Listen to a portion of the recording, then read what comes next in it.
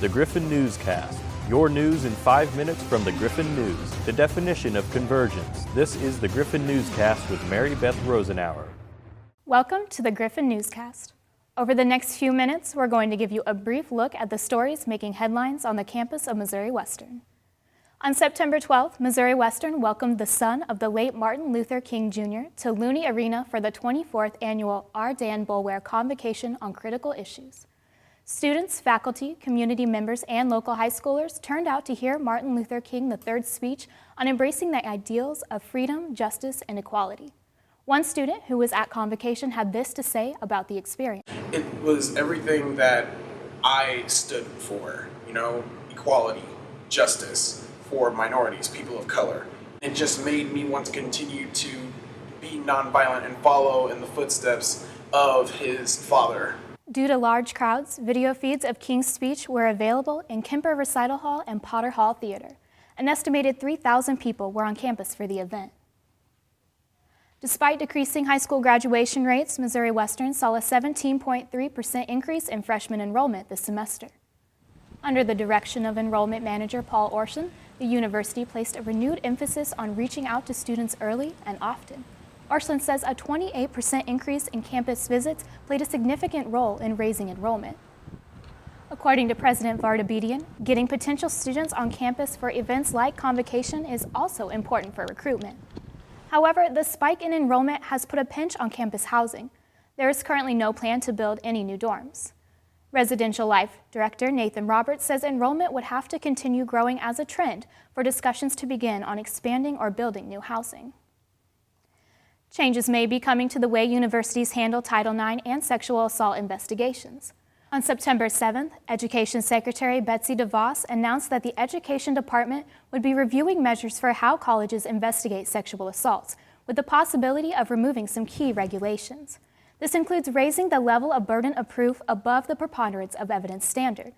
No moves have yet been taken by DeVos to overturn any Obama-era recommendations. What any of those moves may be remains unclear. Declining attendance has forced the Western Activities Council to cancel the annual spring concert. The concert is being replaced with 2 smaller performances, one in the fall and one in the spring. WAC President Natalie Miller says splitting the concerts up will allow them to be held on campus instead of at the Civic Arena, where past spring concerts have been held. Miller says students should still expect great shows and encourages them to give feedback on potential artists. Past acts have included rapper Ludacris, country duo Maddie and Tay, and rock group X Ambassadors. It's still unknown where on campus the performances will be held. And there's been no escape from the summer heat in the classrooms of Murphy Hall. The building's air conditioning has not been working properly since before classes resumed. 2 of Murphy's 3 compressors are not working properly, forcing the one remaining compressor to operate at full capacity. Fans placed near the outside doors have done little to cool the building's classrooms and offices. Several classes have been displaced by the heat. Faculty that work in the building say the air conditioning won't be working again properly until at least mid-October. While students may have been having a hard time keeping cool, they won't have a hard time finding something good to eat. Blum Union Food Court was renovated over the summer, adding Chick-fil-A to dining options on campus.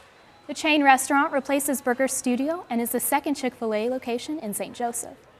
The renovations also brought new seating, lighting, and a new layout. The renovations were part of a contract renewal between Airmark and Missouri Western. Administrators, Airmark employees, and students all agree that the new options and a fresh look are a good thing for the food court. I like the atmosphere to it. It feels a lot more spacious, helps everything go a lot more smoothly, a lot more quickly. The Chick-fil-A has been really nice.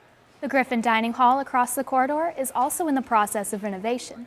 In addition, next summer, Java City will be replaced by a Starbucks. It's a new school year, and with it comes a new student government. SGA has already held several weekly meetings this semester as newly elected members settle into their roles. Student Body President Kyle Fuson says the year is already off to a good start, but they're still looking for help. We're forming our committees. The Capital Projects Committee is now being formed, so if a student's interested in contributing their ideas to help improve Missouri Western with certain projects, they're more than happy to join that, even if they aren't affiliated with SGA. SGA meetings are held every Monday at 5 p.m. in Blum 220. The meetings are open to all students. For all these stories and more, be sure to pick up your copy of the Griffon News. And that's your news in 5 minutes. I'm Mary Beth Rosenauer. Thanks for joining us here on the Griffon Newscast.